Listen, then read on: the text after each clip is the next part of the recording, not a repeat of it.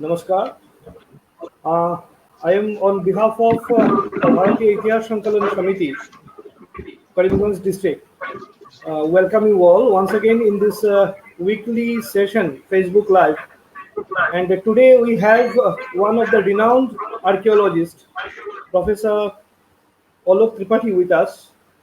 Sir के बारे में तो बोलना मेरे लिए तो ठीक नहीं होगा क्योंकि भारत की आर्कियोलॉजी की सेक्टर में सर का बहुत बढ़िया योगदान रहा है अभी तक और he was actually the founder head of the underwater archaeological wing in the Archaeological Survey of India, and he was the first underwater archaeologist in the Archaeological Survey of India, and he also conducted underwater archaeological excavation of One Gram Island, which is known as also the Lakshadweep, and Mahabalipuram, Dwarika, Elephant, and many things. As a deep sea diver, he is the renowned authority in Asia Pacific region on underwater archaeology. Presently, the director, Center for Archaeology and Museology, the Department of History in Assam University, Silchar, and he not only an archaeologist but also a specialist in museology, heritage management, art and architecture, laws, remote sensing, and art history. Widely traveled in several countries in Europe, Africa, and Asia, he has successfully executed many prestigious projects and directed important archaeological excavation on land as well as underwater. उन्होंने बहुत सारे किताब भी लिखी हुई है, इसमें आप लोगों को शायद पता ही है, लेकिन मैं सब तो नहीं बोलूँगा क्योंकि इतना लंबा लिस्ट है सर का. मेरिन आर्कियोलॉजी उसका एक बेहतरीन किताब है, और इसके बाद excavation at Dwarka, excavation of princes royal, expressions in Indian art, India and the eastern seas, ये बहुत सारे किताब है इन्होंने लिखा हुआ है, और 75 के ऊपर उसका शोध पत्र है उनका. तो भारतीय इतिहास संकलन समिति करीमगंज डिस्ट्रिक्ट की तरफ से सर को हार्दिक शुभकामनाएं देता हूँ और आभार प्रकट करता हूँ, इसीलिए कि सर हमारी हमने उनको बोला था हम लोगों ने, और सर ने खुशी होके हमारे ये प्रोग्राम में उन्होंने भाग लिया. तो सर का आज का जो टॉपिक है वो है उत्तर पूर्व इतिहास और दृष्टिकोण. तो सर पहले तो भारतीय इतिहास संकलन की तरफ से आपको नमस्कार, और यही अनुरोध करूंगा कि आप हिंदी में हम लोगों को बोले, क्योंकि हमारा बराक वैली को तो पता ही है आपको, बंगाली लिविंग पीपल है, तो आपका ये बात भी समझ में आ जाए. तो सर आप शुरू कर सकते हैं सर. धन्यवाद सर.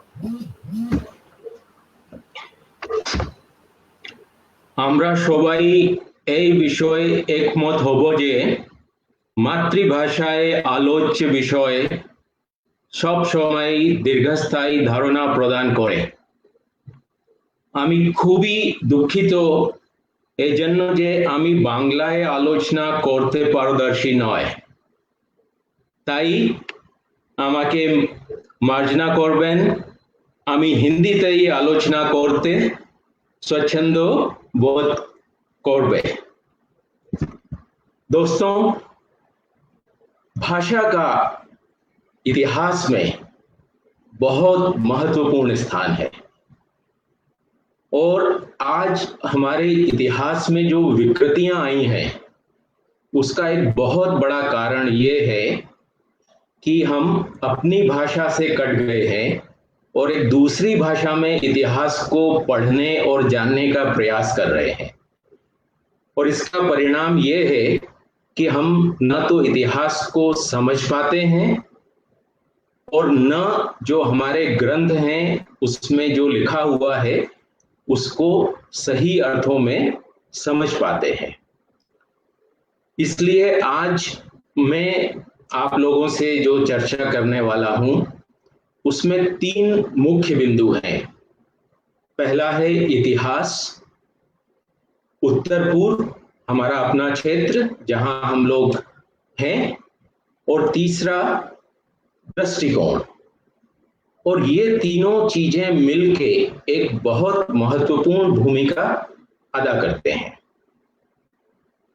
सबसे पहली बात भाषा की है कि हम जनरली सोचते हैं कि इतिहास हिस्ट्री है और हिस्ट्री इतिहास है, लेकिन वास्तव में ये सही नहीं है। जब अंग्रेज आए तो उन्होंने अपने शब्दों के समानार्थी भारतीय भाषाओं में ढूंढने का प्रयास किया और उन्होंने कुछ शब्दों को उनका समानार्थी माना। और दुर्भाग्य की बात है कि हम भारतीय लोग बिना सोचे समझे उनका अंधानुसरण करने लगे। जो उन्होंने कहा हमने उसको आंख मीच के मान लिया।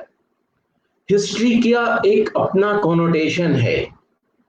हिस्ट्री वो है जो लिखित रिकॉर्ड के आधार पर बनाई जाती है। तो जब हम इतिहास की बात यानी हिस्ट्री की बात करते हैं तो वो बहुत सीमित समय तक है, क्योंकि हम जानते हैं कि लिपि की शुरुआत जिसको हम पढ़ सकते हैं भारत में वो लगभग 600 ईसा पूर्व से होती है। तो उसके आधार पर अगर हम बात करें तो इतिहास जो है भारत का वो 600 ईसा पूर्व से लगभग बुद्ध के समय से प्रारंभ होगा। उसके पहले के काल को हम प्री हिस्ट्री कहते हैं, इतिहास से पहले का काल, अर्थात वो इतिहास नहीं है, इतिहास से पूर्व का काल हो गया। हम लोग जानते हैं कि सिंधु सभ्यता में लिपि थी, लेकिन उस लिपि को हम लोग पढ़ नहीं सकते, इसलिए हमने एक नया कालक्रम बनाया जिसको हम कहते हैं आद्य इतिहास, जहां लिपि है लेकिन हम उसे पढ़ नहीं सकते, इसलिए वो इतिहास नहीं है, इतिहास से पहले का आद्य इतिहास है। तो ये जो एक भ्रम पूर्वक हमारे दिमाग में एक इमेज बन गई वो बहुत ही घातक है। लेकिन जब हम इतिहास की बात करते हैं तो इतिहास अपने आप में एक परिभाषा है, इतिहास, जो वास्तव में हो चुका है। और इतिहास के लिए ये कोई जरूरी नहीं है कि वो लिखा हुआ ही होना चाहिए। यदि लिखा है या नहीं लिखा है, जो हो चुका है वो इतिहास है। तो इस अंग्रेजी भाषा के प्रभाव से हम अपने इतिहास से कट गए और एक नया शब्द आ गया, माइथोलॉजी। इवन जो लिखा हुआ है उसमें भी हमने एक प्रश्न चिन्ह लगा दिया। तो पहला तो ये आया कि यदि लिखा नहीं है तो वो इतिहास नहीं है, यानी हिस्ट्री नहीं है, और अगर लिखा हुआ भी है तो वो भी माइथोलॉजी है। तो सिर्फ जिसको यूरोपीय विद्वानों ने कहा कि ये इतिहास है, ये हिस्ट्री है, इसको मानिए, तो हम लोग उसको हिस्ट्री मानते रहे। और बहुत सारे जो हमारे सारे प्राचीन ग्रंथ थे उनको हमने इतिहास मानने से इनकार कर दिया, या हमको ऐसा सिखाया गया कि वो इतिहास नहीं है, आप उस पर भरोसा मत कीजिए। तो भरोसा काहे पे करें? इतिहास कैसे लिखा जाएगा? और ये दृष्टिकोण क्या था, इसको समझने की जरूरत है। और एक जो दूसरी चीज जो हम लोगों ने की और जो बहुत ही घातक थी कि हम लोगों ने प्रश्न करना बंद कर दिया। भारतीय पद्धति में शास्त्रार्थ का था, किसी भी विषय को, किसी भी मत को बिना शास्त्रार्थ के हम लोग स्वीकार नहीं करते थे। और शास्त्रार्थ होने में, तर्क सम्मत होने पर जो चीजें मान्य होती थी उनको समाज मानता था। हम लोग सिर्फ इसलिए किसी चीज को नहीं मान लेते कि वो किसी फलाने व्यक्ति ने कही है या कोई बहुत बड़े आदमी ने कही है, कोई बहुत बड़ा संत महात्मा है या कोई बहुत बड़ा विद्वान है, तो जरूरी नहीं है कि उसका कहा हुआ सत्य ही होगा। उसके लिए विचार विमर्श होना चाहिए, तर्क वितर्क होना चाहिए, शास्त्रार्थ होना चाहिए, और उसके बाद जो है उसको माना जाता है। और ये परंपरा हमारे यहाँ रही। नचिकेता जो है वो यम से प्रश्न करता है, छोटा सा बालक है लेकिन वो प्रश्न करता है। हम लोगों ने ये प्रश्न करना बंद कर दिया और इतिहास की एक ऐसी अवधारणा बना दी गई कि इतिहास सिर्फ राजाओं की कहानियां हैं जिसको सिर्फ रट्टा मारना है, और अगर एक बार इसको लिख दिया गया तो फिर इसे बदला नहीं जा सकता। ये एक बहुत बड़ी भ्रांति पैदा की गई। आजकल विशेष रूप से एक बहुत हल्ला गुल्ला मच रहा है कि इतिहास बदला जा रहा है। इतिहास नहीं बदला जा रहा, इतिहास कभी नहीं बदलता। इतिहास वो है जो हो चुका है, उसको कोई दुनिया की ताकत बदल नहीं सकती। हाँ, इतिहास के प्रति हमारी समझ जो है वो हर दिन बदलती है। आज हम इतिहास को कुछ लेखों के आधार पर, कुछ प्रमाणों के आधार पर जानते हैं। कल हमको नए आधार मिलते हैं या जो लिखा हुआ है उसका नया इंटरप्रिटेशन होता है, तो उसी इतिहास के प्रति हमारी समझ में परिवर्तन आ जाता है। इसको इतिहास बदलना नहीं कहते हैं, और ये परिवर्तन आना बहुत जरूरी है किसी भी सभ्य समाज में, किसी भी विकसित समाज में या विकसित होते हुए समाज में। ये परिवर्तन अवश्य यानी आने ही आने हैं, क्योंकि हर दिन हमारी समझ बढ़ रही है, हमारा ज्ञान बढ़ रहा है, हमारे प्रमाण जो मिल रहे हैं वो नए नए प्रमाण मिल रहे हैं, और उन नए प्रमाणों के अध्ययन से हम अपने इतिहास के बारे में नई नई बातें जान रहे हैं। तो निश्चय ही इससे हमारी जो समझ है इतिहास की वो बदलेगी, और बदलना चाहिए। तो प्रयास ये किया गया कि नहीं, एक बार कुछ लोगों ने जो लिख के रख दिया है, बस अब आप आंख मीच के सिर्फ इसे ही मानेंगे और इसके अलावा बिल्कुल नहीं सोचेंगे। तो दरअसल हम लोगों को कोल्हू के बैल की तरह से हाँक दिया गया कि इसको रट्टा मारो और जाके इसको लिख दो। और ये जो है, इस धारणा ने या इस दृष्टिकोण ने हमारे इतिहास का बहुत बड़ा अहित किया, और हम इतिहास में पिछड़ते चले गए, और हमने कभी ये जानने की कोशिश नहीं की कि ऐसा क्यों किया जा रहा है।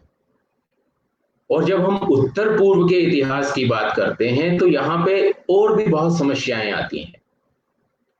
अब समस्या, सबसे पहली बात, जब हम उत्तर पूर्व की करते हैं तो प्रश्न ये उठता है कि ये हम जिस क्षेत्र में हैं, या ये जो 7-8 राज्य हैं, इनको उत्तर पूर्व भारत क्यों कहना चाहिए? भारत एक राष्ट्र है, भारत एक है, तो इसमें ये सब डिवीजन क्यों होना चाहिए? कभी हम लोगों ने क्या इस विषय में तर्क किया? कभी हमने सोचने की कोशिश की? और अगर है भी तो क्या ये जो दिया गया है टर्मिनोलॉजी, ये वैज्ञानिक है, तर्कसंगत है? क्या ये राज्य वास्तव में उत्तर पूर्व में है? नहीं, ये पूर्व में है। वास्तव में अगर हम इनको कहना चाहें तो ये उत्तर पूर्व नहीं, सुदूर पूर्व है। और जो प्राचीन इस क्षेत्र का नाम था प्राग्ज्योतिष, वो एक ज्यादा वैज्ञानिक नाम था, जिसका अर्थ होता है ईस्टर्न स्टार, या पूर्व का स्टार, या पूर्व की ज्योति, जो वास्तव में भौगोलिक रूप से सही है। अब प्रश्न ये उठता है कि फिर नॉर्थ ईस्ट कहां से आ गया, और नॉर्थ ईस्ट क्यों आ गया? अगर आप थोड़ा सा पीछे जाएं तो स्वतंत्र होने से पहले अंग्रेजों का राज्य था, और अंग्रेजों से पहले मुगल थे। मुगल कभी भी असम में घुस नहीं पाए, वो इस क्षेत्र पे अपना आधिपत्य नहीं जमा पाए। पूर्व दिशा में उनकी अधिकतम अप्रोच जो थी वो बंगाल में थी। बंगाल का सुल्तान था, और बंगाल से ये क्षेत्र जो है, हमारा क्षेत्र जो है आसाम, प्राचीन आसाम, और आज ये सारे राज्य वो बंगाल से उत्तर पूर्व में थे, इसलिए वो लोग इसको उत्तर पूर्व का क्षेत्र कहते थे। और उत्तर पूर्व का क्षेत्र इसलिए कहते थे कि वो उनके राज्य से बाहर था। जब अंग्रेज आए तो उन्होंने बंगाल में, कलकत्ता में अपना ठिकाना बनाया, तो वहां से वो राज्य करते थे, और बंगाल से और कलकत्ता से नॉर्थ ईस्ट में था, और उनके राज्य से बाहर था, इसलिए वो इस क्षेत्र को नॉर्थ ईस्टर्न रीजन कहते थे। तो जब ये उनके राज्य का हिस्सा नहीं था और उनके राज्य से उत्तर पूर्व में था, तो इसको उत्तर पूर्व कहते थे, और वो ठीक था। लेकिन जब भारत बाद में अंग्रेजों ने उसको असेस कर लिया और उन्हें अपने राज्य में मिला दिया। और उसके बाद जब भारत स्वतंत्र हुआ तो यह भारत गणराज्य का हिस्सा हो गया। और जब ये भारत का हिस्सा हो गया तो अब ये कोई दूसरा क्षेत्र नहीं है और अब उत्तर पूर्व में भी नहीं है। तो अगर आप दिल्ली से इसको देखेंगे, जहां भारत की राजधानी है, वहां से ये साउथ ईस्ट में है, नॉर्थ ईस्ट में नहीं है। आप नक्शा देखिए भारत का, तो दिल्ली से ये साउथ ईस्ट होता है। और भारत के नक्शे को अगर आप उसकी लंबाई और चौड़ाई को नाप के उसका बिल्कुल केंद्र बिंदु निकालें और वहां से अगर देखें तो ये नॉर्थ ईस्ट में पड़ेगा, तो भी नॉर्थ ईस्ट नहीं है, वास्तव में ये सुदूर पूर्व है। लेकिन हम लोगों ने, क्योंकि अंग्रेज इसको नॉर्थ ईस्ट कहते थे, हम भी आंख मीच के आज तक इसको नॉर्थ ईस्ट कहते जा रहे हैं। और 70 के दशक में एक लॉ बना जिसमें इस रीजन को नॉर्थ ईस्टर्न रीजन कह दिया गया, और उस दिन से इस पे एक लीगल ठप्पा लग गया कि ये नॉर्थ ईस्टर्न रीजन आ गया। और ये एक बहुत बड़ा कारण है कि हम इस क्षेत्र के लोगों को भारत से एक अलगाव प्रतीत होता है। इसलिए जब बात की जाती है तो कहा जाता है कि mainland India and north east India. और ये स्वाभाविक है, क्योंकि जब एक क्षेत्र को आप एक अलग नाम से पुकारते हैं तो वहां ये भावना आना बहुत स्वाभाविक है कि भाई हमको भारत नहीं कहा जा रहा है, हमको नॉर्थ ईस्ट कहा जा रहा है, हमको उत्तर पूर्व भारत कहा जा रहा है। तो कहीं हमको भारत से अलग किया जा रहा है या हमको किसी रूप में भारत से अलग देखा जा रहा है। अंग्रेजों ने ये भारत में पहले भी किया था। उन्होंने भारत को नॉर्थ इंडिया और साउथ इंडिया कह के कहा था। उन्होंने आर्य और द्रविड़ में एक रेखा खींची थी कि साउथ इंडियंस द्रविडियंस हैं, वो लोग अलग रेस हैं, और नॉर्थ में रहने वाले नॉर्थ इंडियंस हैं, वो आर्यन रेस हैं, और ये दो अलग अलग जातियां हैं और ये दोनों एक नहीं है। तो उनका प्रयास था कि भारत में विभाजन किया जाए, धर्म के आधार पर, भाषा के आधार पर, जाति के आधार पर, रेस के आधार पर, जिससे कि ये सारे लोग एक साथ मिलके एकजुट होकर अंग्रेज सत्ता के विरुद्ध खड़े न हों, कोई प्रयास न करें। तो उनका एक उद्देश्य था, एक दृष्टिकोण था उनका, लेकिन हमने उस दृष्टिकोण को पहचानने का प्रयास नहीं किया। और स्वतंत्र होने पर भी हम लोग वही प्राचीन अवधारणा को आंख मीच के माने जा रहे हैं और अपने आप को एक अनसीन एक वॉल से डिवाइड कर रहे हैं। भारत भारत है, चाहे वो उत्तरी भाग हो, दक्षिणी भाग हो, पूर्वी भाग हो, पश्चिमी भाग हो, मध्य भाग हो, हम सब भारतीय हैं और पूरा भारत भारत है। स्वतंत्रता के समय एक और घटना हुई कि भारत को जो है वो पाकिस्तान और भारत में डिवीजन हो गया, और जब बांग्लादेश आने से ये जो क्षेत्र था वो पूरे क्षेत्र से एक बहुत ही पतली चिकन नेक से जुड़ा रह गया। तो अब जब नक्शे पे देखा जाता है तो यहाँ पे भी एक बोध होता है कि ये क्षेत्र जो है पूरे जो लैंड मास है उससे हट के है, कटा हुआ सा है, जुड़ा हुआ नहीं है। लेकिन 1947 से पहले ये स्थिति नहीं थी। सारा के सारा भारत जो है ब्रह्मपुत्र वैली और गंगा वैली और इंडस से लेके और कृष्णा कावेरी सारे एक भारत में मिले हुए थे। तो कहने का तात्पर्य ये है कि जब हम किसी विषय में बात करते हैं, किसी भी टर्मिनोलॉजी को यूज करते हैं, तो हमको प्रश्न करना चाहिए कि उसकी उपयोगिता और वैज्ञानिकता क्या है। क्या इतिहास हिस्ट्री है? हिस्ट्री और इतिहास एक हैं? नहीं, इतिहास एक बहुत विस्तृत विषय है। और अगर देखा जाए तो समूचा जो मानव का ज्ञान है वो इतिहास है। इतिहास एक मूल विषय है, उसके बाद उसकी बहुत सारी उप विषय हो जाते हैं। यदि आप रसायन विज्ञान की बात करें उसका भी इतिहास है, यदि आप प्राणी विज्ञान की बात करें उसका भी इतिहास है, अगर आप राजनीति शास्त्र की बात करें उसका भी इतिहास है। जो रॉकेट अंतरिक्ष में जा रहे हैं, अंतरिक्ष विज्ञान है, जो सबसे एडवांस माना जाता है, उसका भी अपना इतिहास है। तो इस दुनिया में ऐसा कुछ नहीं है जिसका इतिहास नहीं है या जो इतिहास से अलग है। लेकिन हमको इन सब विषयों के बारे में न तो पढ़ाया जाता है, न हम स्कूल में या विश्वविद्यालयों में लोगों को इनकरेज करते हैं कि वो सिलेबस से हट के कुछ सोचें या कुछ विचार करें। और हम समय, इतिहास की जब बात करते हैं तो इतिहास का सीधा संबंध समय से है। और किसी सिलेबस में मैंने नहीं देखा कि उसमें कोई टॉपिक है टाइम। हम समय की बात ही नहीं करते, हम समय को समझने का प्रयास ही नहीं करते और हम इतिहास की बात करते हैं। यानी बड़ी हास्यास्पद स्थिति है कि हमें समय का कॉन्सेप्ट ही नहीं है और हम इतिहास की बात करते हैं। समय क्या है? कभी हमने सोचा है? समय लीनियर है, साइक्लिक है, वेवी है? क्या है समय? भौतिक विज्ञान में समय के ऊपर बहुत चर्चाएं होती हैं, है ना? अगर हम ब्लैक होल में जाएं तो वहां समय एग्जिस्ट नहीं करता। यदि आप लाइट की स्पीड से चलें या उससे तेज चलें तो आप समय में पीछे जा सकते हैं। समय क्या है? कभी हमने ये समझने की कोशिश नहीं की।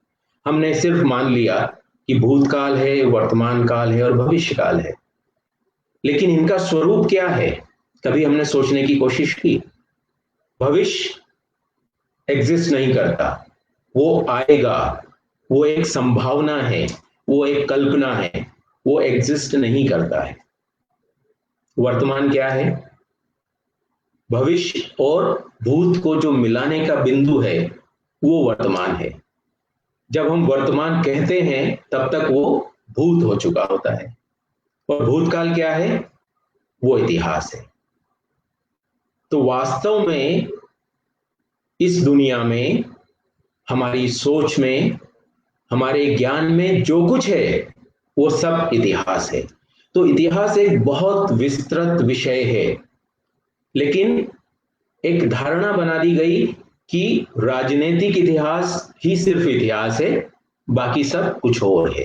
हमें उसके बारे में सोचना ही नहीं है, हमें उसके बारे में बात ही नहीं करना है।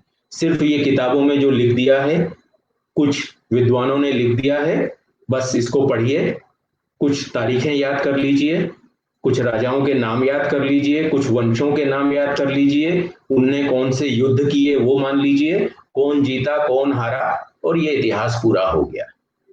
और इतिहास कौन पढ़ता है? जो कहीं नहीं पढ़ पाता वो इतिहास में आ जाता है।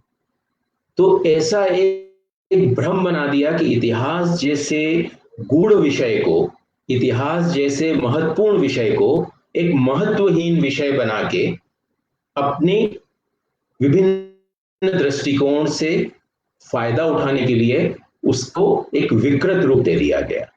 तो मित्रों, जरूरत है इतिहास को समझने की। इतिहास को समझने के लिए जरूरत है समय को समझने की। समय को समझने के लिए जरूरत है दृष्टिकोण को देखने की। तो अगर हम इस दृष्टि से इतिहास को देखेंगे तो हमको एक बहुत अलग, एक नया इतिहास नया नहीं है, लेकिन उसका एक नया स्वरूप दिखाई देगा। वो स्वरूप जिससे हम लोगों को अलग रखा गया, जिसे हमें जानने नहीं दिया गया। और इसमें एक बहुत बड़ा रोल जो प्ले किया था भाषा का। हमको अंग्रेजी में पढ़ाया गया। जब हम अंग्रेजी पढ़ने लगे हम अपनी मातृभाषा को भूल गए। जब हम मातृभाषा को भूल गए तो हमारी जो मूल भाषा थी, जिसमें हमारे सारे ग्रंथ थे, जिसमें हमारा सारा इतिहास लिखा हुआ है, संस्कृत भाषा, हम उसको पढ़ना भूल गए। मुझे स्वयं संस्कृत नहीं आती। तो अगर हमें अपने इतिहास के बारे में जानना है तो हमें अपने ग्रंथों को पढ़ना होगा। जब हम अपने ग्रंथों को पढ़ ही नहीं सकते तो हम अपने इतिहास को कैसे जानेंगे? तो हम वैसे ही हैंडीकैप्ड हो गए, पंगु बन गए। अब हम क्या कर सकते हैं? अब हम वही पढ़ सकते हैं जो अंग्रेजी में लिखा गया है। और जो अंग्रेजी में लिखने वाले थे उनका अपना एक डिजाइन था। वो कुछ विशेष चीजें लिखना चाहते थे, वो हमें कुछ विशेष चीजें पढ़ाना चाहते थे, और उनका जो ध्यान था वो कुछ विशेष बिंदुओं पर था। जिससे कि उनकी सत्ता को चुनौती नहीं दी जा सके, जिससे कि वो हमारे सबकॉन्शियस माइंड में बैठ के हमको इंफीरियर फील करा सकें, जिससे कि हम उनकी कही हुई बातों को आंख मीच के मानने लगे। और इसका प्रभाव इतना गहरा हुआ, ये 200 सालों तक जो ये षड्यंत्र चला, वो इतने गहरे भारतीय जनमानस के मानस में घुस गए कि स्वतंत्र हुए हमको 70 साल हो गए, लेकिन हम लोग आज भी अपने को स्वतंत्र महसूस नहीं करते। और इसका एक बहुत अच्छा उदाहरण है कि एक टर्म जो हम सारे इतिहासकार बहुत यानी बिना कुछ सोचे उपयोग करते हैं, पोस्ट इंडिपेंडेंस। बेटा वो देख नोट्स का। तो पोस्ट इंडिपेंडेंस 14 अगस्त 1947 तक हम अंग्रेजों के गुलाम थे, हम स्वतंत्र नहीं थे, हम सब जानते हैं।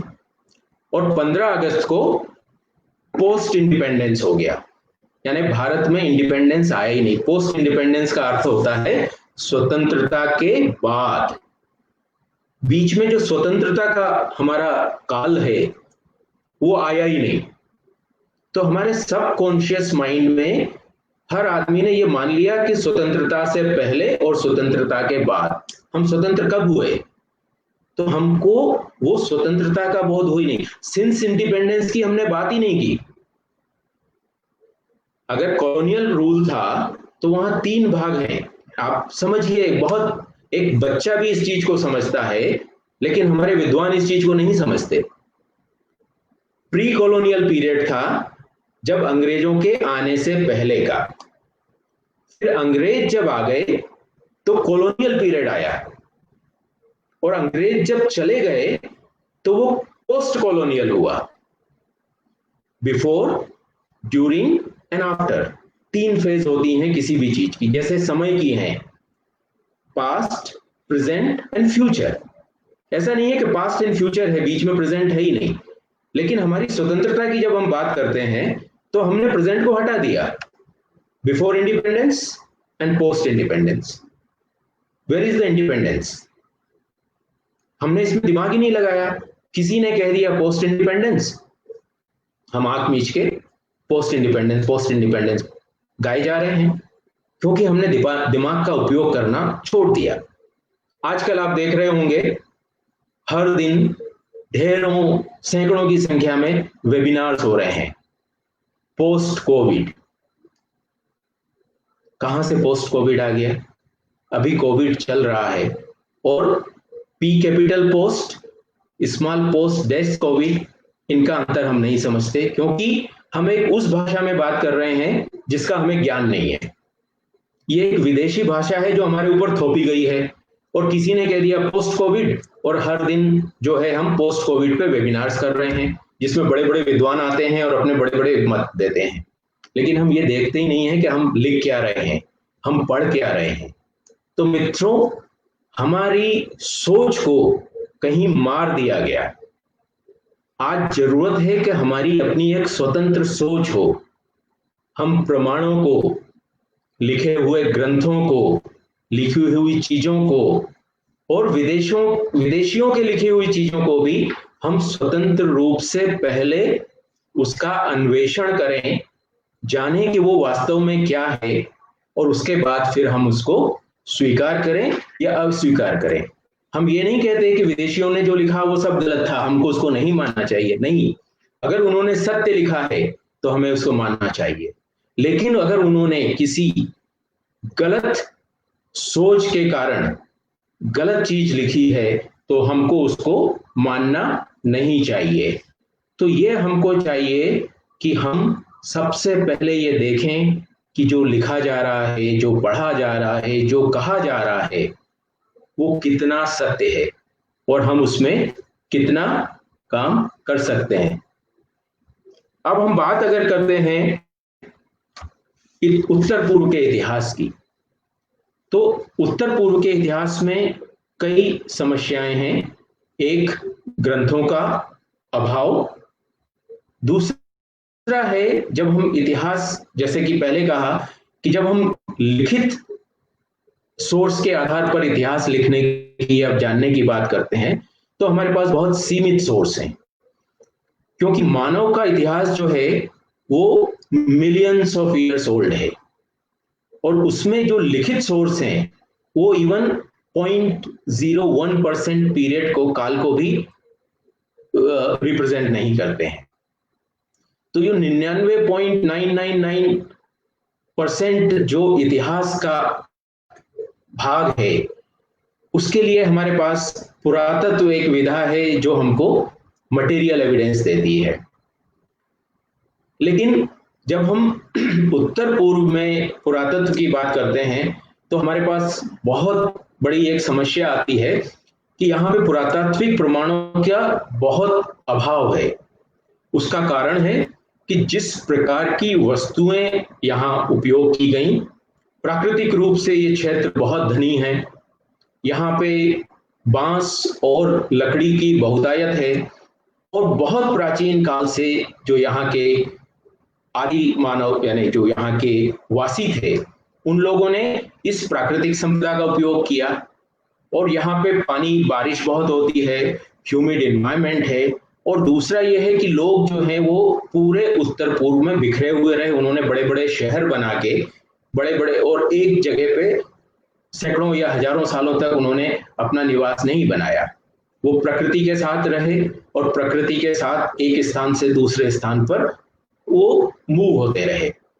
ऐसी स्थिति में हमको यहाँ पे भारत के अन्य क्षेत्रों की जैसे बड़े बड़े विशाल प्राचीन पुरातात्विक स्थल नहीं मिलते, और अगर मिलते भी हैं तो वो जो वस्तुएं थी, चूंकि वो लकड़ी और बांस की बनी हुई थी, तो वो जो है सरवाइव नहीं करती हैं और उनका मिलना संभव नहीं है।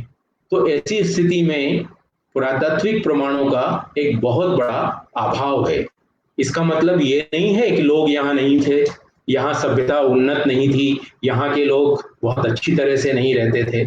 हालांकि वो लोग जो यहाँ पर आकर इस क्षेत्र को जीत नहीं पाए, जो इस पर कब्जा नहीं कर पाए, उन्होंने हमेशा इस क्षेत्र के बारे में नेगेटिव लिखा।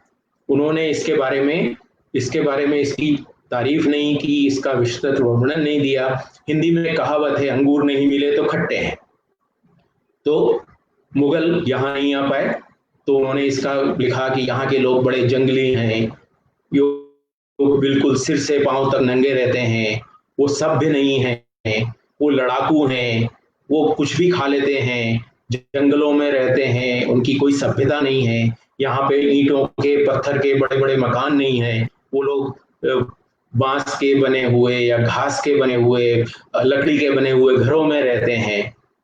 तो कहने का मतलब है कि चूंकि तुम इनसे जीत नहीं पाए, ये तुमसे ज्यादा शक्त है, तुमको आने नहीं दिया, तो अब आपने अपनी भड़ास इनकी बुराई करके समझने की कोशिश नहीं की। आपने वातावरण को नहीं समझा, आपने यहाँ के नेचुरल रिसोर्सेस को नहीं समझा, आपने यहाँ के लोगों की क्षमताओं को नहीं समझा, आपने उसको अपनी दृष्टि से, और आप मुगल उसमें जो जहांगीरनामा का जो अपेंडिक्स है, उसमें वो लिखते हैं कि यहाँ की औरतें तो जो है अपने आप को ढाकती नहीं है, क्योंकि जो मुस्लिम जो सुल्तान थे या जो उनकी संस्कृति थी, वहां पे औरतों को पूरी तरह से ढक के रखा जाता था। तो वो कहते हैं कि उत्तर पूर्व में जो लोग रहते हैं वो तो अपनी औरतों को ढाकते नहीं है। यही नहीं, राजा की जो रानी है वो भी बिना सिर खोले हुए, यानी सिर खोले हुए किसी भी के से मिल लेती है या किसी के सामने चली जाती है। तो ये दृष्टिकोण का प्रश्न है। चूंकि आपकी संस्कृति में औरतों को ढांक के रखा जाता था, और यहाँ की संस्कृति में जहां औरतों का एक पुरुषों के समान स्तर था, जहां वो पुरुषों के समान घूमती थी, वो रहती थी, तो आपको लगता है कि ये लोग पिछड़े हुए और जो है असभ्य हैं, क्योंकि ये औरतों को ढांकते नहीं है। तो अगर हम उस लिखे हुए को इतिहास माने तो हमको लगेगा कि नॉर्थ ईस्ट में लोग असभ्य थे।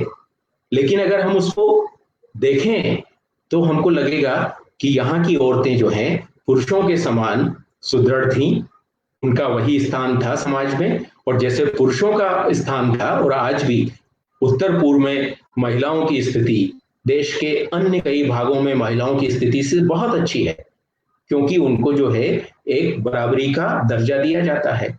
इसी चीज को जब मुस्लिम इतिहासकारों ने लिखा तो उन्होंने डेरिगेटरी लिखा कि वहां तो स्त्रियों को जो है कवर नहीं करते, वो तो खुला सिर घूमती हैं, किसी भी पुरुष के सामने आ जाती हैं। तो ये दृष्टिकोण का प्रश्न है। तो हम जब लिखित ग्रंथों को देखें तो हमको ये देखना होगा कि लिखने वाला कौन है और वो किस दृष्टि से लिख रहा है, और उसको देखकर अगर हम इतिहास के बारे में बात करेंगे तो हमको ज्यादा अच्छी वास्तविक जानकारी मिल पाएगी।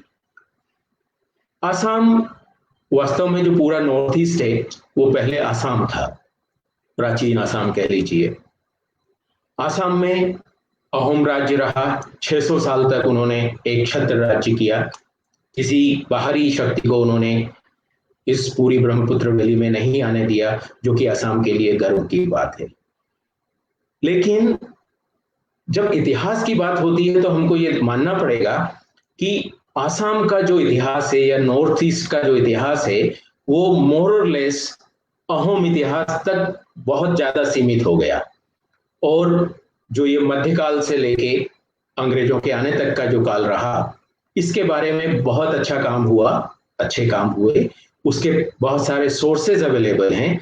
लेकिन जब हम अहोम से पूर्व काल की बात करते हैं तो वहां के बारे में हमको इतिहास के बारे में बहुत कम जानकारी मिलती है। उसका कारण यही है कि पुरातात्विक शोध नहीं हुए हैं, जो थोड़े बहुत शोध हुए भी वहां पे बहुत सारे प्रमाण नहीं मिलते हैं। और ये बात सच है कि जब पहले, अब तो चूंकि कुछ काम हो रहे हैं, लेकिन पहले जो है वो बहुत सारे पुरातत्वविद इस क्षेत्र में आके उन्होंने काम नहीं किया। उसके कई कारण थे। एक तो दूरी है, भाषा है, ये यहाँ का जो जियोमॉर्फोलॉजी है, डेंस फॉरेस्ट हैं, पानी है, नदियां हैं, दलदल हैं, तो इसमें आके काम करना बहुत आसान नहीं था। और फिर तरह तरह की जो यहाँ की विभिन्न जातियां हैं, अलग अलग बोलियां हैं, अलग अलग भाषाएं हैं, तो किसी बाहरी व्यक्ति का यहाँ आके बहुत बड़े क्षेत्र में काम कर पाना उतना आसान नहीं था, और उसकी वजह से प्राय लोग यहाँ आए नहीं। यहाँ के जो लोग हैं वो बाहर गए नहीं, उन्होंने विषय के बारे में उतनी ज्यादा जो डेवलप होना चाहिए था पुरातत्व को, वो उत्तर पूर्व में आज भी नहीं है। आज भी बहुत सीमित लोग हैं जो बहुत सीमित स्तर पे इस विषय में काम कर रहे हैं। और हमको ये भी मानना पड़ेगा कि लोग जो है बाहरी लोगों के साथ मिलके काम करने में एक थोड़ा सा जो है उनको हेजिटेशन होता है। तो जब तक हम, क्योंकि पुरातत्व एक विषय है जिसमें बहुत अलग अलग विषयों के अलग अलग विशेषज्ञ होते हैं, और सब मिलके, ये मल्टीडिसिप्लिनरी एक्टिविटी है, वो मिलके काम करते हैं, तब उसके अच्छे परिणाम आते हैं। तो हमको खुल के उत्तर पूर्व में पुरातात्विक शोध करना होंगे, तब हम पुरातत्व के बारे में बहुत कुछ जान पाएंगे और उत्तर पूर्व के इतिहास को और अच्छे से लिख पाएंगे। अगर हम बात करते हैं प्राचीन काल की, हम लोग जानते हैं कि इतिहास की शुरुआत नरकासुर से होती है, लेकिन उसके बारे में हम लोगों ने बहुत ज्यादा चर्चा नहीं की है। मैं जब महाभारत पढ़ता हूं, यदि आप महाभारत को पढ़ें और उसमें प्रागज्योतिष का जो रेफरेंस आता है या भागदत्त का जो रेफरेंस आता है, उसको यदि आप पढ़ेंगे तो आपको महसूस होगा कि तथाकथित, जिसको आज हम उत्तर पूर्व भारत कह रहे हैं, उसका प्राचीन काल में भारत के इतिहास में क्या महत्व था। महाभारत में सभा पर्व में, दिग्विजय पर्व में, शिशुपाल वध पर्व में, द्यूत पर्व में, वन पर्व में, उद्योग पर्व में कितनी प्रागज्योतिष का, भगदत्त का वर्णन आता है। और महाभारत का जो युद्ध हुआ, उस युद्ध में जो गिने चुने महान योद्धा थे, भगदत्त उनमें से एक था। अब प्रश्न ये उठता है कि महाभारत को आप इतिहास मानते हैं या माइथोलॉजी हैं। एक मिनट के लिए हम भूल जाएं कि ये क्या है, मान लेते हैं ये एक महाकाव्य है। इस काव्य की रचना भारत में कहीं हुई, लेकिन उस काव्य की रचना में भी जिस तरह से प्राग ज्योतिष का वर्णन आता है, उससे आपको ये मानना पड़ेगा कि प्राग ज्योतिष का तत्कालीन समाज में, तत्कालीन भारत में क्या महत्व था। और इसको आप पढ़ेंगे, मैं जब पढ़ता हूं तो मुझे रोमांच होता है कि कितना महत्वपूर्ण था प्राग ज्योतिष। प्राग ज्योतिष के राजा की गिनती भारत के श्रेष्ठतम योद्धाओं में होती थी। उसके हाथियों का वर्णन मिलता है, और आज भी उत्तर पूर्व में, आसाम में हाथियों की बहुतायत है। और इसमें अगर आप पुरातात्विक या ऐतिहासिक तथ्यों को खोजना चाहेंगे तो आपको पता चलेगा कि इसमें कितनी वास्तविकता है। भगदत्त युद्ध करते समय कहा जाता है कि वो बूढ़ा हो गया था और अपनी पलकों को बांधने के लिए उसने सिल्क का कपड़ा बांधा था अपने सिर पे। अगर आज आप आसाम का ट्रेडिशन देखें तो आज भी ट्रेडिशनल जो आसाम की ड्रेस है उसमें सिर पे गमोशा बांधा जाता है। वो ट्रेडिशन आज भी चल रहा है। और वो गमोशा जो था, वो महाभारत का लेखक लिखता है कि वो सिल्क का कपड़ा था। और सिल्क का ट्रेडिशन आज भी आसाम अपनी सिल्क के लिए जाना जाता है। तो ये जो सिल्क का ट्रेडिशन है, सिल्क का कपड़ा सिर पे बांधने का जो ट्रेडिशन है, ये आज का नहीं है। महाभारत काल में भी इसका वर्णन मिलता है। और महाभारत का लेखक, हम मान लेते हैं कि वो एक लेखक है, वो एक कविता लिख रहा है, लेकिन उस कविता में भी वो आसाम की सिल्क की और सिर पे कपड़ा बांधने की जो ट्रेडिशन है उसका वर्णन करता है। तो सोचिए, क्या आसाम भारत से कटा हुआ था? क्या भारत के लोग आसाम के परंपराओं को नहीं जानते थे? जानते थे। महाभारत जैसे महान ग्रंथ को लिखने वाला व्यक्ति आसाम की परंपरा का जिक्र करता है। और जब भगदत्त का वध होता है, उस वर्णन को पढ़ेंगे तो आपको हर्ष होगा, आपको रोमांच होगा कि कैसे वो वस्त्र गिरता है और वो लिखता है कि ये बहुमूल्य वस्त्र। तो सिल्क जो थी वो एक साधारण वस्त्र नहीं था। उसकी मृत्यु का वर्णन करते समय वो उस सिल्क के कपड़े का गिरने का वर्णन महाभारत में कर रहा है। सोचिए कि वो कितनी महत्वपूर्ण घटना होगी, या उस वस्त्र का कितना महत्व होगा। फिर भगदत्त कोई ऐसा वैसा राजा नहीं था जैसा कि आज लोग सोचते हैं। दुर्भाग्य है ये कि आज जब हम बात करते हैं तो असम में इतनी बाढ़ आती है, लेकिन हमको राष्ट्रीय चैनल पे कहीं उसका जिक्र नहीं होता। राष्ट्रीय चैनल दिखाते हैं कि अमिताभ बच्चन ने क्या खाया और वो कितने घंटे सोया, और असम पूरा बाढ़ में डूबा है, उसकी चर्चा नहीं होती। लेकिन प्राचीन काल में ऐसा नहीं है। असम का राजा जो है, और एक कंट्राडिक्शन देखिए कि युद्ध हो रहा है पांडव और कौरवों के बीच में। पांडवों के साथ कृष्ण है जो देवता है। ये इनको जो असम का राजा है या प्रगज्योतिष का राजा है उसको दानव कुल का कहा जाता है, असुर है वो उसके साथ जो हैं वो चिन और किरात हैं, और कोस्टल रीजन में रहने वाले लोग हैं, पहाड़ों में रहने वाले जो राजा हैं और जो जातियां हैं वो उसके साथ हैं। लेकिन वो महाभारत के युद्ध में द्रोणाचार्य के साथ खड़ा होता है। पांडवों और कौरवों के गुरु द्रोणाचार्य हैं जो सेनापति हैं, और भगदत्त द्रोणाचार्य के बगल में खड़ा होता है अगली पंक्ति में।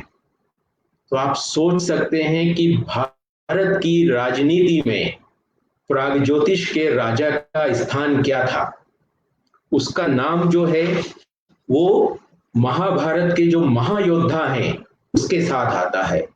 शल्य जो है तो, और उसका युद्ध किससे होता है? जब वो लड़ाई लड़ता है तो वो किसी छोटे मोटे सेनापतियों से नहीं लड़ता है। उसका युद्ध होता है अर्जुन से, आमने सामने का युद्ध होता है। भगदत्त का युद्ध किससे होता है? भीम से।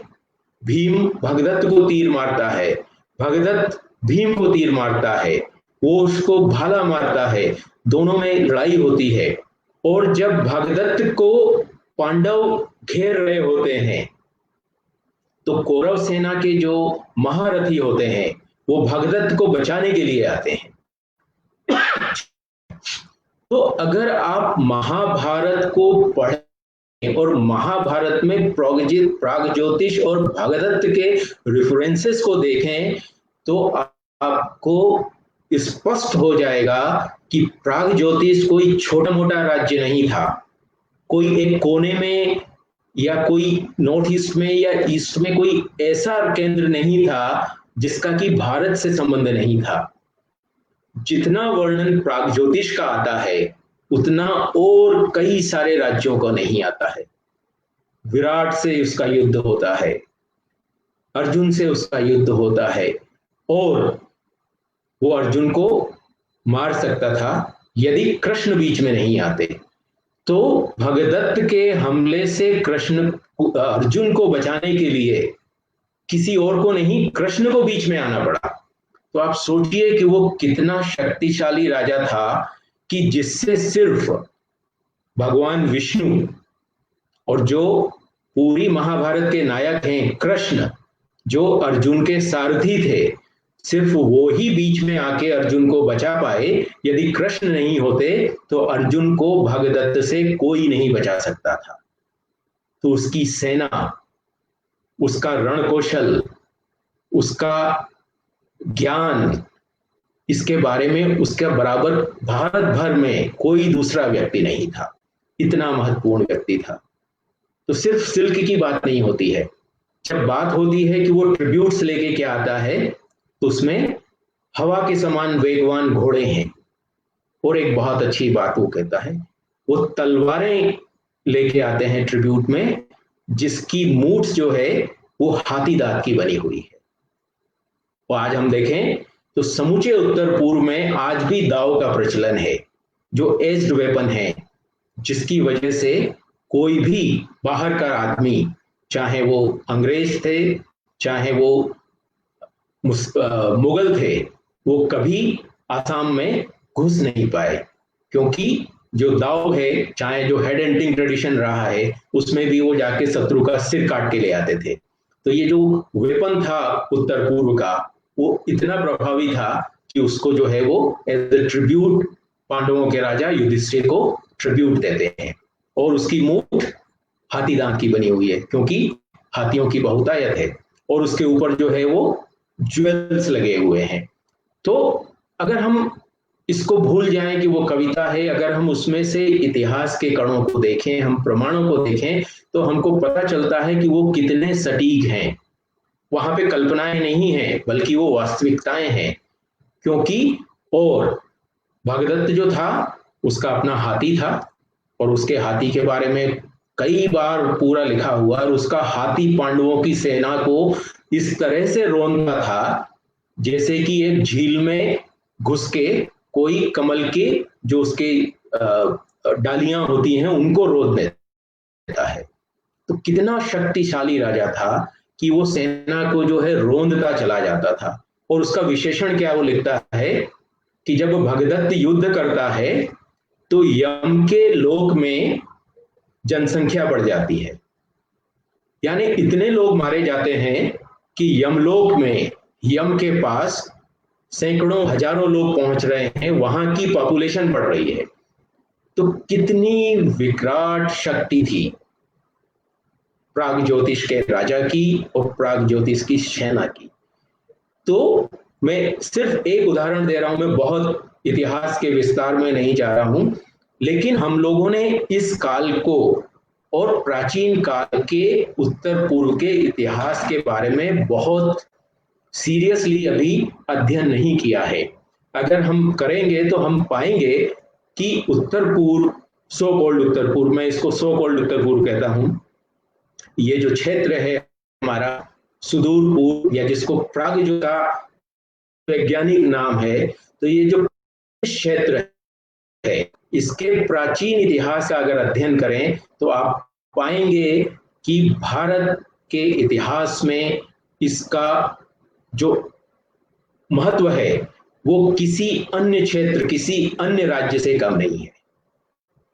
कृष्ण प्रागज्योतिष आते हैं जब द्वारिका पे हमला होता है, तो कृष्ण आते हैं, पांडव यहां आते हैं, और जब दिग्विजय के लिए जब राजसूय यज्ञ का घोड़ा आता है, सॉरी अश्वमेघ यज्ञ का घोड़ा आता है, तब अर्जुन को सारे लोग ट्रिब्यूट देते जाते हैं, लेकिन प्रागज्योतिष एक राज्य था जो अश्वमेघ यज्ञ के घोड़े को रोक देता है और 8 दिनों तक युद्ध होता है। आप उस वर्णन को पढ़ेंगे दिग्विजय पर्व में, तो और किसी स्थान पे किसी अन्य राज्य में ने ना तो उसको रोका, और अगर रोका भी तो इतनी लंबी लड़ाई कहीं नहीं हुई। तो प्रागज्योतिष में 8 दिन तक युद्ध चलता है और उसमें हार जीत नहीं होती है। तब प्रागज्योतिष का राजा अर्जुन को देखता है जो बहुत यंग है, और फिर वो उससे पूछता है कि क्यों व्यर्थ में युद्ध कर रहे हैं, और उसको वो ट्रिब्यूट दे देता है और अपनी सत्ता को फिर भी मानता है। तो प्रागज्योतिष एक इतना शक्तिशाली राज्य था कि उसको जो मुख्य केंद्रीय सत्ता थी वो भी उसको हरा नहीं पाई।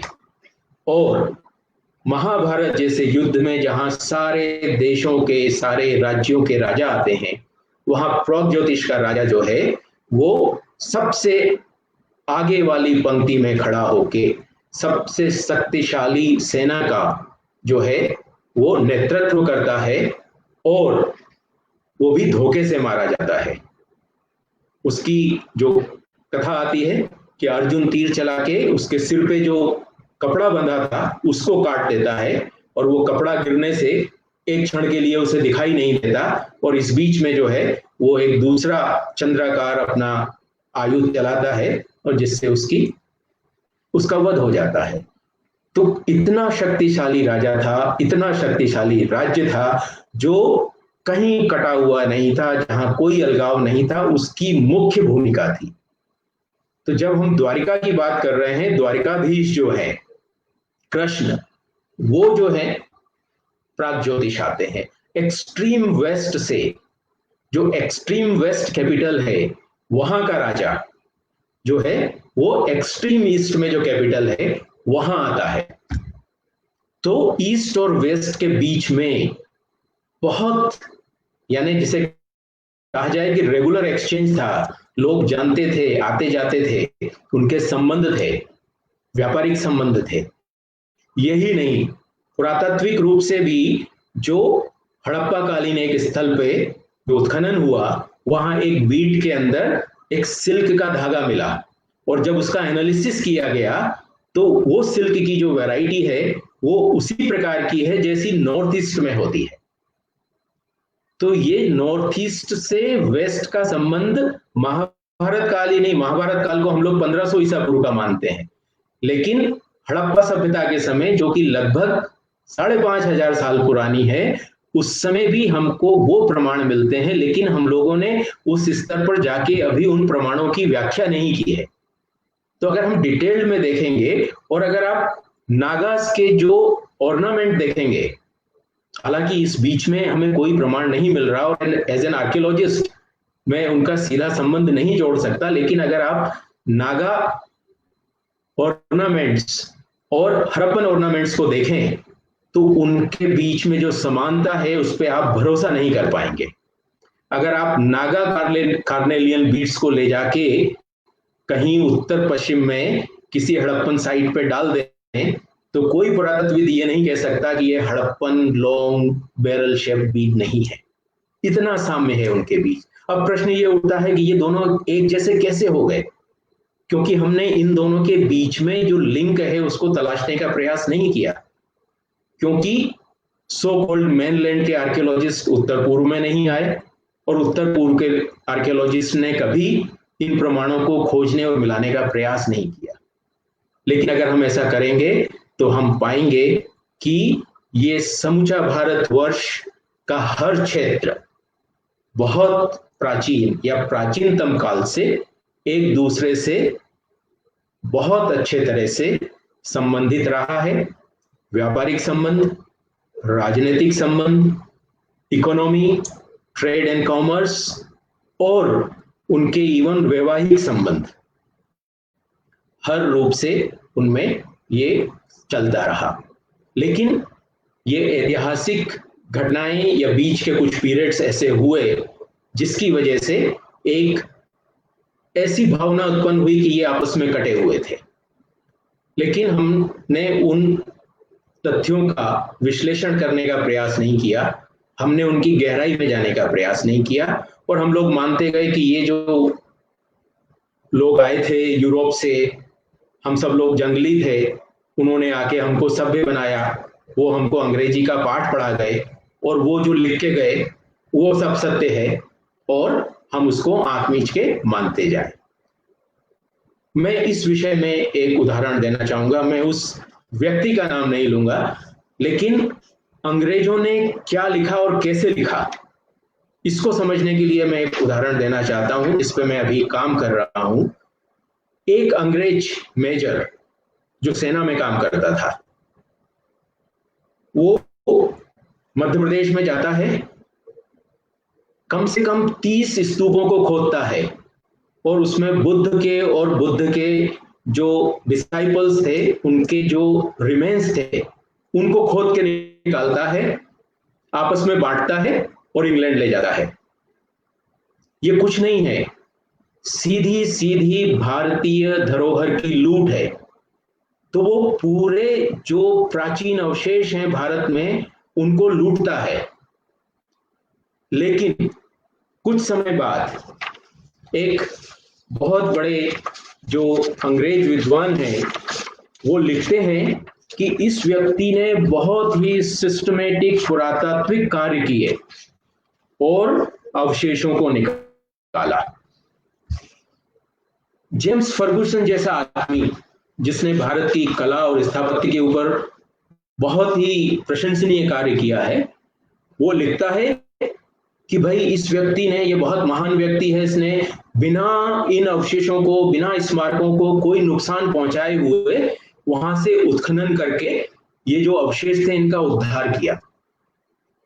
फिर 1902 में एक अन्य बहुत बड़े विद्वान हैं, चूंकि इनके पॉजिटिव काम है इसलिए मैं इनका नाम ले रहा हूं, जेम्स बर्गेस, कहते हैं कि भाई इन फलाने साहब ने तो बहुत ही व्यवस्थित पुरातात्विक कार्य किए।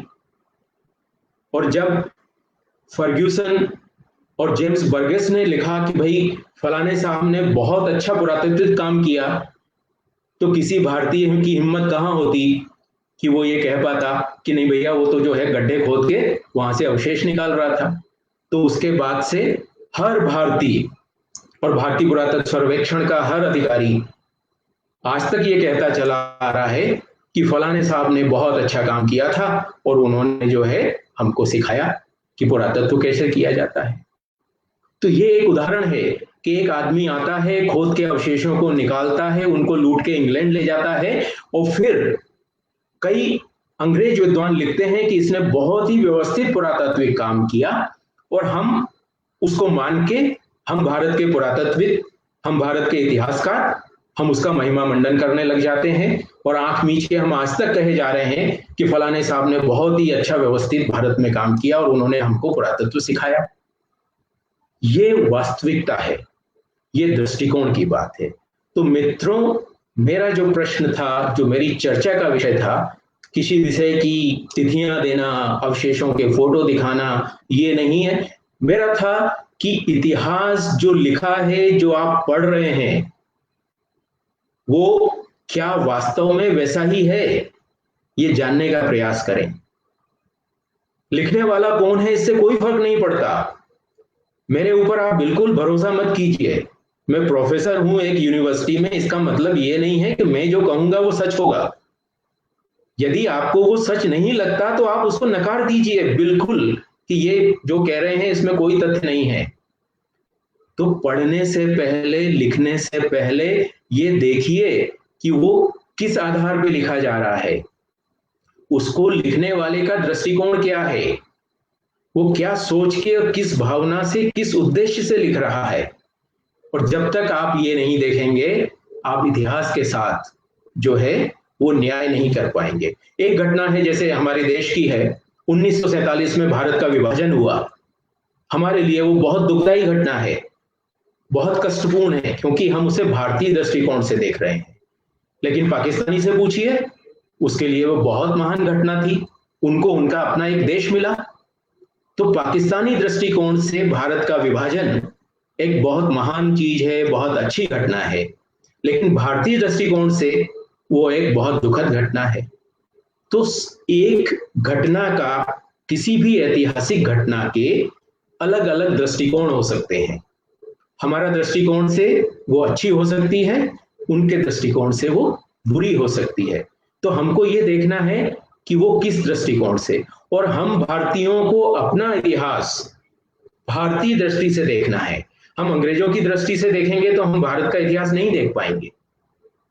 हम भारतीय हैं, इतिहास हमारा है, उसको हम अपनी दृष्टि से देखेंगे।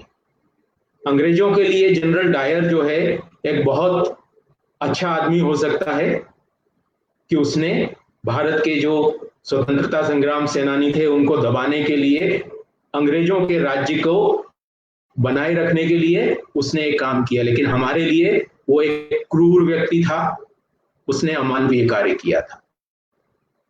1857 में जो हुआ वो हमारे लिए स्वतंत्रता संग्राम था, उनके लिए वो सिपोई म्यूटिनी था। वो सही है, अगर वो लिखते हैं कि it was a sepoy mutiny, वो सही है, क्योंकि वो अंग्रेज अपनी दृष्टि से देख रहे हैं। लेकिन हम अगर सिपोई म्यूटिनी कहेंगे तो ये सही नहीं है, हमारे लिए वो स्वतंत्रता संग्राम था। तो हमको ये समझना होगा कि हमारी दृष्टिकोण क्या है, हमारा इतिहास हमारी दृष्टि से हमारी भाषा में लिखा जाना चाहिए, तब वो इतिहास होगा, तब वो इतिहास अपना जो उसका उद्देश्य है उसको पूर्ण कर पाएगा। अगर हम अंग्रेजों द्वारा लिखे गए, अंग्रेजी में लिखे गए हिस्ट्री को पढ़ेंगे तो हम एक फूल्स पैराडाइज में रह रहे हैं। हम कभी भी उन घटनाओं को, उस सत्य को नहीं जान पाएंगे, और अगर हम सत्य को नहीं जान पाएंगे तो वो इतिहास नहीं होगा, हिस्ट्री हो सकती है। तो हमको ये निर्णय करना है कि हमको हिस्ट्री पढ़ना है और हिस्ट्री में भरोसा करना है, या हमको इतिहास को जानना है। और जब हम इतिहास को जानेंगे तो हिस्ट्री वाले बहुत चिल्लाएंगे कि history is being changed. Yes, because we don't believe in history, because it is written with certain ideology, with certain motives, and we Indians, as Indians, we want to know our itihas, we want to understand our itihas। और जब हम इतिहास को जानेंगे तो वो जो पुरानी लिखी हुई हिस्ट्री है, निश्चय ही उसके जो ये लूप होल्स हैं, जो उसमें छुपाया गया है, वो अपने आप बाहर आएगा। तो मित्रों, मेरा आपसे यही अनुरोध है कि इतिहास रटने की चीज नहीं है, इतिहास कोट करने की चीज नहीं है, इतिहास समझने की चीज है। ये बहुत वैज्ञानिक है, इसमें विश्लेषण की जरूरत है, तथ्यों का विश्लेषण, दृष्टिकोण का विश्लेषण, और इसको देश और काल में देखने की जरूरत है। We have to see it in the time and space. जो उस समय अच्छा था वो आज अच्छा नहीं हो सकता, जो आज अच्छा था वो उस समय कुछ और हो सकता है। समय के साथ चीजें बदलती हैं, हमको उसी काल में, उसी समय में जाके, तो हमको काल और स्थान के हिसाब से इतिहास को देखना होगा, तब हम इतिहास को समझ पाएंगे। तो आप लोगों से मैं यही एक अनुरोध करना चाहता था कि आंख बंद करके पढ़ना, इतिहास को आप बंद करें, बदलें और इतिहास का विश्लेषण प्रारंभ करें, और निश्चय ही हमको नई नई जानकारियां मिलेंगी, हमको अपने इतिहास पर गर्व होगा, और हम अपने भूतकाल के बारे में जान पाएंगे, उससे सीख के एक अच्छे भविष्य की ओर अग्रसर हो पाएंगे। इस विषय में यदि आप लोग मुझे और आगे मार्गदर्शन दें, सुझाव दें, तो मुझे आपसे जानकर बहुत प्रसन्नता होगी। नमस्कार सर, आपको बहुत बहुत धन्यवाद, क्योंकि आपने बहुत सारे प्रश्न हम लोगों के सामने रखा है। हिस्ट्री की एक इतिहास का एक विद्यार्थी होने के नाते ये भी चीज़ सही है। हम लोगों को भूगोल तो पढ़ाया जाता है थोड़ा बहुत, अभी तो बंद हो गया भूगोल पढ़ाने में, लेकिन इतिहास का जो ये जो पूर्वोत्तर के बारे में ये हमेशा हमारे मन में था, क्योंकि गुजरात अगर पश्चिम में है तो मणिपुर कैसे उत्तर पूर्व में हो गया, ये तो जियोग्राफी में किसी की तरह से मिल नहीं खाते। तो ये प्रश्न चिन्ह हमारे मन में हमेशा ही उठती थी, और अपने सही ढंग से ये हम लोगों के सामने रखा। लगता है कि ये अगर हमारी बड़े बड़े विद्वान लोग सुनेंगे तो शायद हमारा पुस्तक में भी ये उत्तर पूर्व उठ के ये पूर्वांचल या पूर्व भारत हो जाएगा, और मैं आशा भी करता हूँ ये कि ये पूर्व भारत ही हो, क्योंकि ये पूर्व भारत है।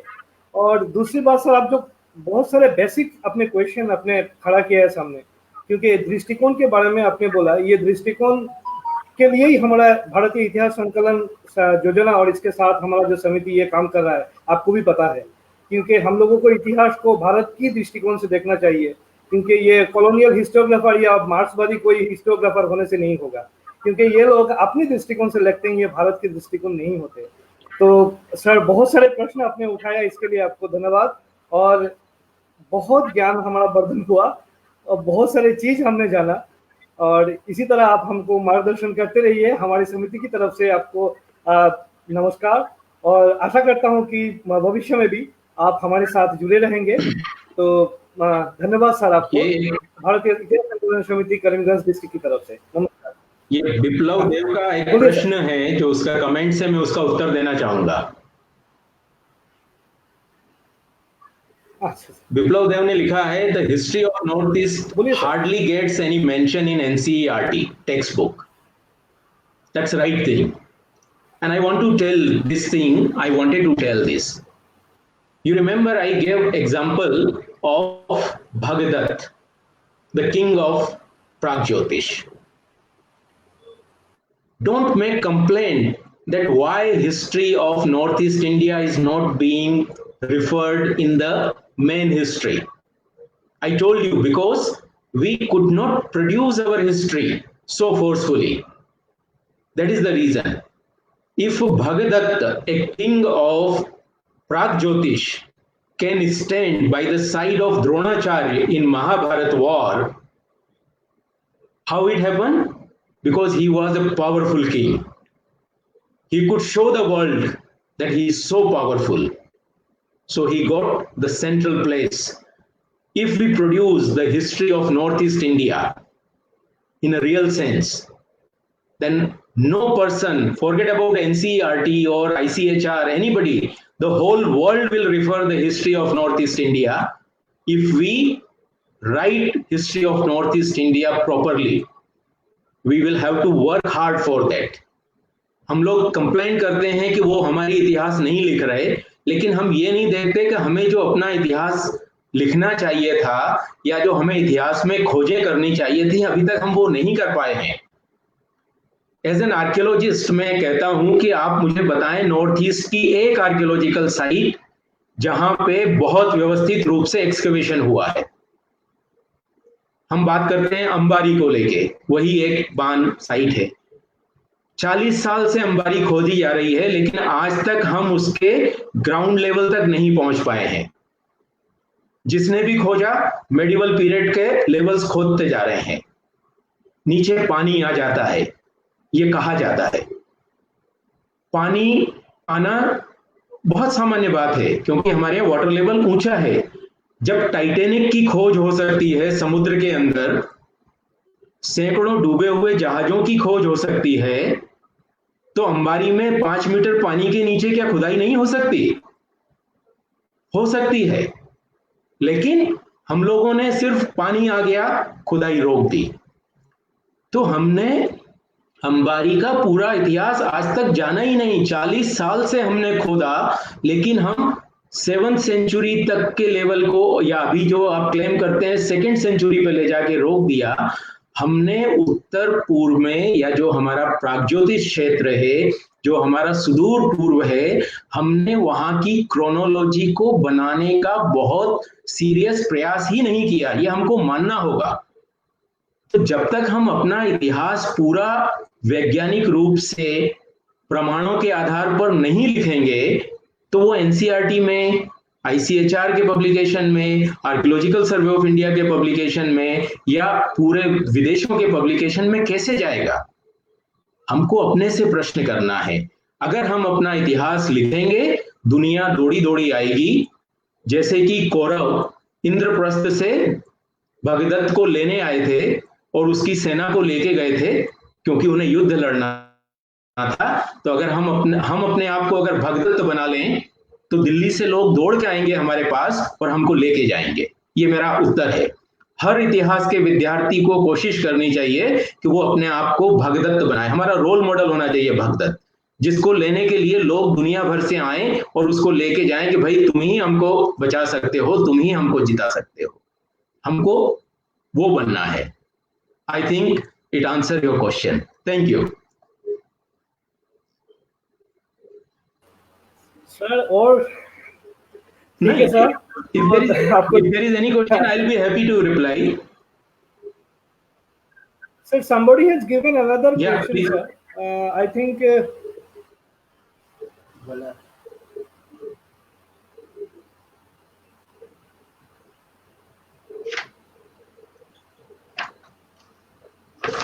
there is again a question.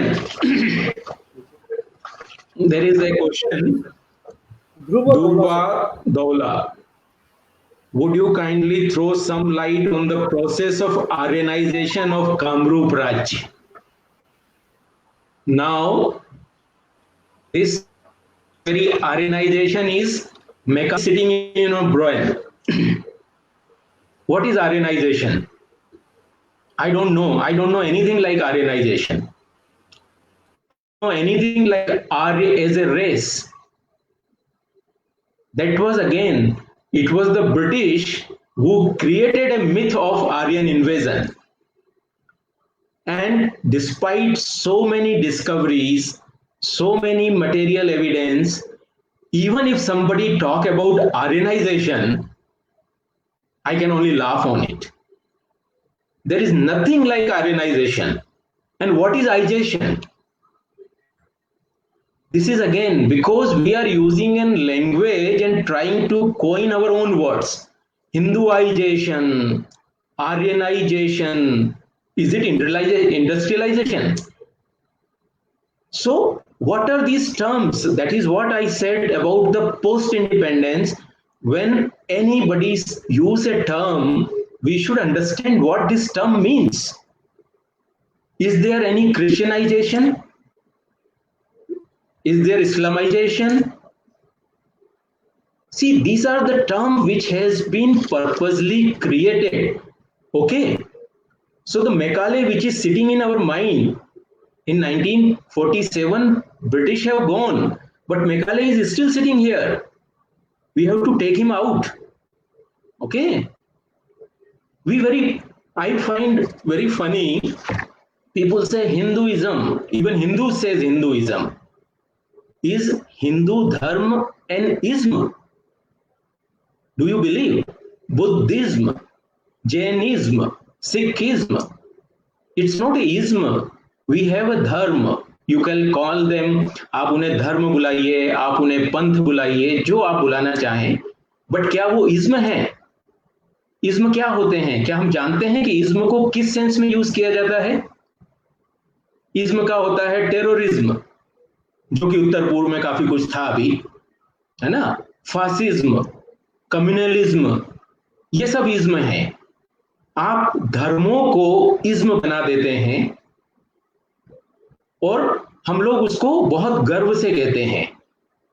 तो हमको हर शब्द को समझना है। ये अपने आप नहीं आ गए, ये लाए गए हैं, ये हमारे दिमाग में बिठाए गए हैं, जिससे कि हम इन चीजों से कभी जीवन में मुक्त नहीं हो सके, हमारी सोच कभी स्वतंत्र नहीं हो सके। उनके जाने के बाद भी हम मानसिक रूप से गुलाम बने हुए हैं और गुलाम बने रहे। जो बात हो रही है आर्य इटसेल्फ, आर्य को अगर आप शब्द को देखें, अमेरिका के जो लोग हैं वो अमेरिकन कहलाते हैं, तो आर्य के लोग, अगर कोई आर्य कंट्री है तो वहां के लोग आर्यन होंगे, है ना। रशिया के लोग रशियन, अमेरिका के लोग अमेरिकन, तो आर्य के लोग आर्यन होना चाहिए। तो वो आर्य देश कहाँ है? तो ये तो आर्यावर्त है ना। तो अगर आर्यावर्त के लोग आर्यन हैं तो वो कहां से आए? वो तो यहीं के थे। तो ये तो अब प्रामाणिक हो चुका है, अभी जेनेटिक रिसर्च से भी ये अब सिद्ध हो चुका है कि कहीं से कोई नहीं आया। अगर आप ब्रिटिश पीरियड की शुरू की पुस्तकें पढ़ें, कलकत्ता यूनिवर्सिटी की, जो कलकत्ता यूनिवर्सिटी में पढ़ाई जाती थी हिस्ट्री में, तो आपको पता चल जाएगा। उस समय उन्होंने कहा कि 4 वर्ण होते हैं, जिसमें इस्लाम भी एक वर्ण उन्होंने बनाया हुआ था। और वो कहते हैं कि ब्राह्मण, क्षत्रिय और जो यूरोपियन हैं वो हम आर्य हैं, आप भी आर्य हैं, हम भी आर्य हैं। तो ये जो आर्य आने वाली जो थ्योरी थी वो इसलिए लाई गई थी कि भाई हम लोग कोई बाहरी नहीं है, जो ब्राह्मण और क्षत्रिय हैं, हम यूरोपियन भी वही हैं, तुम भी आर्य हो, हम भी आर्य हैं, इसलिए हम अपने ही राज्य में, अपने ही देश में राज्य कर रहे हैं, हम तुम्हारे ऊपर कोई बाहरी विदेशी नहीं है। तो अंग्रेज ये कहना चाहते थे कि तुम और हम, यानी जो भारत के ब्राह्मण और क्षत्रिय लोग हैं, जो डोमिनेंट कास्ट मानी जाती थी, या जो अपर ग्रुप था, कि आप लोग भी आर्य हैं और हम भी आर्य हैं, तो हम दोनों एक ही हैं, इसलिए आप हमको अलग मत मानिए और ये मत सोचिए कि कोई विदेशी आपके ऊपर राज्य कर रहा है, हम तो भाई भाई है ना। तो ये उनका उद्देश्य था, अपने आप को आर्य सिद्ध करने का, और भारतीयों को कि भाई आर्य बाहर से आए हैं, और पहले भी आते रहे। पहले मुगल आए, उनने राज्य किया, उससे पहले आर्य आए थे, उन्होंने राज्य किया था, और अब हम आ गए हैं, हम भी वही आर्य हैं। यानी वो लोग पहले यूरोप चले गए थे, अब हम वहां से आ गए वापस, तो हम भी फिर आर्य में जो है यहाँ राज्य कर रहे हैं, इसलिए हम कोई विदेशी नहीं है।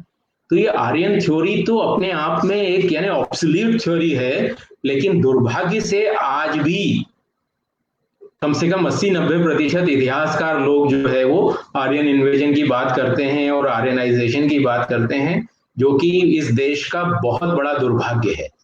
तो आई होप कि अगर इस पे आप थोड़ा सा पढ़ें तो आपको पता चल जाएगा कि there is nothing like Aryanization and these terms themselves. जब हम अंग्रेजी की बात करते हैं तो अंग्रेजी में वो शब्द होना चाहिए जो डिक्शनरी में है। आप डिक्शनरी खोल लें, चाहे कैम्ब्रिज खोल लें, चाहे ऑक्सफोर्ड खोल लें, चाहे वेबस्टर खोल लें, उसमें कहीं आर्यनाइजेशन या हिंदुआइजेशन जैसे वर्ड हैं क्या? जरा उनको देखें और उनका क्या मतलब वहां है वो देखें। जो एक वो है ना कि जो हम भारतीय हैं जिन्होंने अंग्रेजी पढ़ना बोलना शुरू कर दिया, तो हमने अंग्रेजों से ज्यादा टर्म बना दिए हैं, तो हमको इससे बचने की जरूरत है। Would you kindly throw some light? ये तो हो गया। Is there any other question? So I think no sir, और कोई नहीं है। सब 2-3 आपका स्टूडेंट ही है, मैम है, विपाशा है, सब आपको गुड विशेस दे रहे हैं। ठीक है सर। तो बस पहली बात तो ये जान लीजिए कि इतिहास जो है वो विज्ञान जैसा है, इसमें डिस्कशन, एनालिसिस, डिबेट की जरूरत है। कोट करना बंद कर दो कि फलाने साहब ने ये कहा था, वो ब्रह्म वाक्य नहीं है, और समय के साथ चीजें बदलती हैं, है ना। और हमको देश काल के हिसाब से इतिहास को देखना होगा, और लिखने वाले का उद्देश्य क्या है, ये सबसे बड़ी चीज है कि लिखने वाला कौन है और वो किस उद्देश्य से लिख रहा है। समय समय पे लोग अलग अलग उद्देश्य से अलग अलग चीजें लिखते हैं, तो जो दृष्टिकोण है वो बहुत जरूरी है, और दृष्टिकोण ही ये निश्चित करता है कि वो चीज सही है या गलत है। तो हमको घटना पे नहीं, what is not important, why is important. हमेशा याद रखिए, what happened is immaterial, why it happened that is the most important thing, and we should try to understand why. तो अगर आप व्हाई को सर्च करना शुरू कर देंगे तो किसी की जरूरत नहीं है, आपका दृष्टिकोण, आपकी सोच अपने आप बदल जाएगी, और आप देखेंगे कि आप दूसरे तरीके से सोचने लगे।